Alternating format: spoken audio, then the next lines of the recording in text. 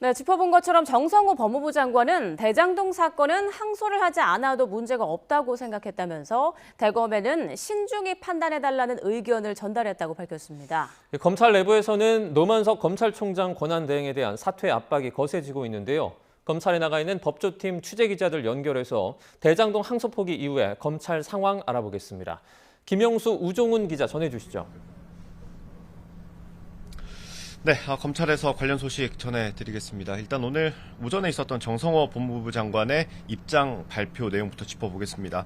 어제 약식 회견이 있을 거라고 예고를 했고요. 약식 회견이었지만 기자들과의 질답은 20분 정도 진행이 됐습니다. 중간에 장관이 물을 마실 정도로 아주 긴 질문과 답변이 이어졌습니다. 법무부 장관 입장에서도 이 논란이 정치권까지 번진 만큼 제대로 설명해야겠다는 생각이 있었던 걸로 보입니다. 정 장관의 설명을 종합하면 대장동 사건은 수사와 재판 모두 잘 된 것이었고 항소할 필요가 없었다는 겁니다. 정 장관은 일부 피고인의 경우 구형한 것보다 형량이 많이 나오기도 했고 모두 중형이 선고되지 않았느냐고 설명했습니다. 종합적으로 보면 이렇게 정 장관의 말을 요약해 볼 수 있을 것 같고요. 좀 저희가 알고 싶었던 논란이 됐던 부분들이 좀 있지 않습니까? 그렇습니다. 이 대검의 의견을 전달했는지 여부 가장 논란이었는데 일단은 의견을 전달했다는 사실은 인정을 했습니다. 정 장관은 항소할 필요성이 있다는 대검의 의견을 보고받았고 신중하게 판단했으면 좋겠다는 의견을 밝혔다고 설명을 했습니다. 다만 정 장관은 구체적인 사건에 대해서 이래라 저래라 지시하지 않는 것을 원칙으로 삼았다고 말했습니다. 또 의견을 전달한 것은 검찰이 아니라 법무부 참모들이라고 했고 노만석 검찰총장 대행과는 이 사건 관련해서 통화한 적은 한 차례도 없다고 강조를 하기도 했습니다. 네, 법무부의 의견이 대검에 전달된 게 이재명 대통령 사건을 염두에 둔 것 아니냐 이런 지적도 있었잖아요. 이것에 대해서는 어떻게 설명했습니까? 그렇습니다. 이 부분에 대해서 정 장관은 이게 무슨 관계가 있냐고 취재진에게 되묻기도 했습니다. 즉 별개의 재판이라는 취지입니다. 또 이번 대장동 사건 판결에서 이 대통령에 대한 설시를 하지 않았다고 언급하기도 했는데요. 그러면서 만약 대통령을 고려했다면 다른 판단과 의견을 내지 않았겠느냐고 다시 또 반문하기도 했습니다. 항소 포기로 수천억대 추징금을 받지 못하게 됐다는 지적에 대해서도 정 장관은 반박을 했습니다. 피해자로 지목된 성남도시개발공사가 민사소송으로 회복할 수 있는 것이라고도 밝히기도 했고요. 또 공판검사가 앞서서 제기한 장 차관의 개입 의혹에 대해서는 추측 아니겠냐면서 저희가 의심스럽다고도 반박을 했습니다. 또 검찰의 구형량보다 많이 선고된 유동규, 김만배 씨에 대해 검찰이 봐준 것 아니냐는 취지로 또 비판을 하기도 했는데 정 장관은 검찰청 폐지와 수사권 박탈이라는 이 정치권 요구가 있는데 이런 문제에 집중할 때가 아니라고도 강조하기도 했습니다. 네, 오늘 오전에 있었던 정성호 장관의 입장 살펴봤고요. 취재진이 노만석 검찰총장 직무대행의 입장을 듣기 위해 출근길에 기다렸었습니다. 그런데 다음에 말씀드리겠다라고 짧게만 말하고 청사로 들어갔습니다. 저희 취재진이 준비한 질문을 채 다 하기도 전에 그냥 청사로 들어갔습니다.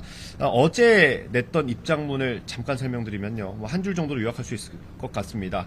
법무부의 의견을 참고했고 서울중앙지검장과 협의해 자신이 결정을 했다는 것이었습니다.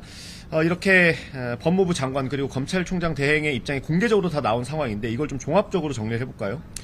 지금까지 저희가 말씀드린 내용을 종합을 해보면 대검이 사건을 보고했고 항소를 해야 한다는 의견을 전달한 것까지는 사실로 확인이 됩니다.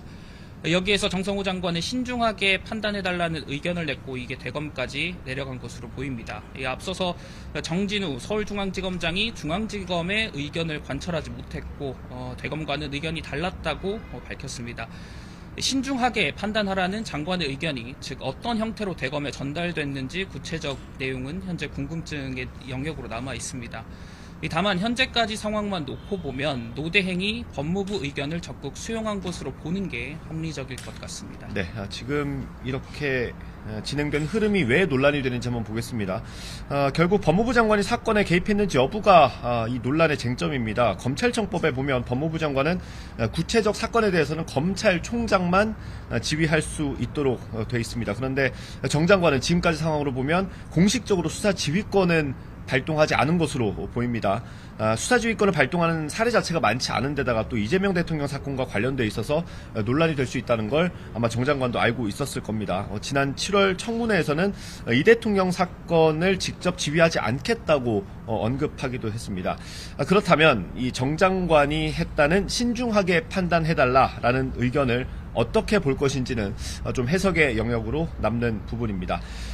이런 가운데 이 노만석 검찰총장 대행에 대해서는 좀 사퇴 압박이 좀 거세지고 있죠? 그렇습니다. 이 검찰 내부 반발이 거세지고 있는 것이고 결국 노만석 대행에 대한 사퇴 압박까지로 이어지고 있습니다.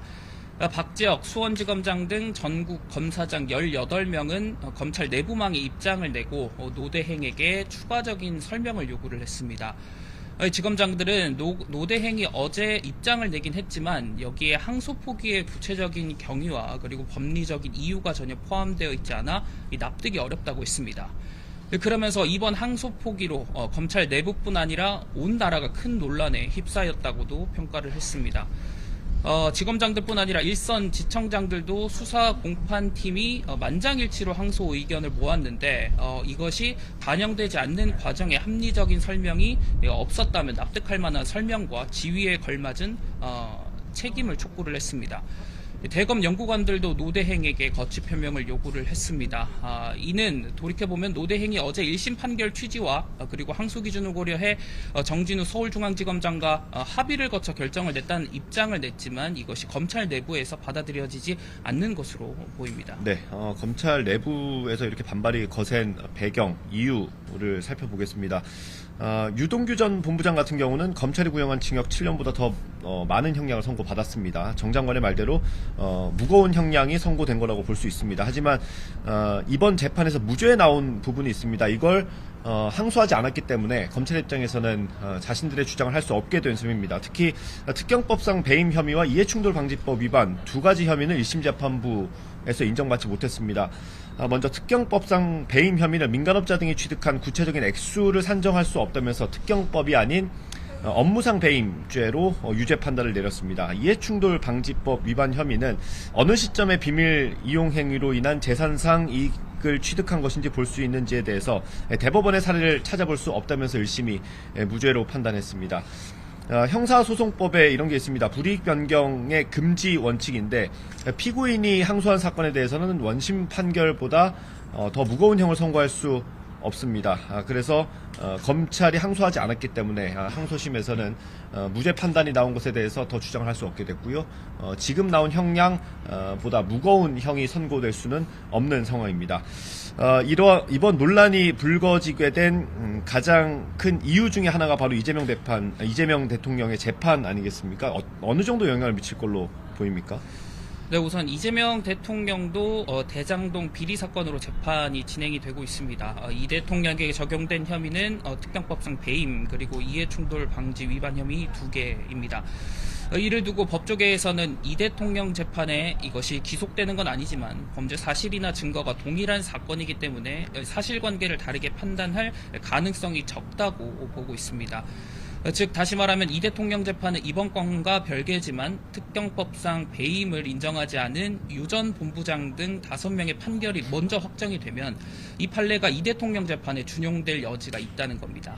또 향후 재판이 재개되면 이 대통령 측이 검찰이 항소하지 않은 걸 방어 논리로 또 제시할 수도 있다는 관측도 나오고 있습니다. 네, 이 대장동 사건 항소심 포기 논란과 후폭풍에 대해서 전해드렸습니다. 지금까지 검찰에서 전해드렸고요. 상암동 스튜디오 나와주십시오.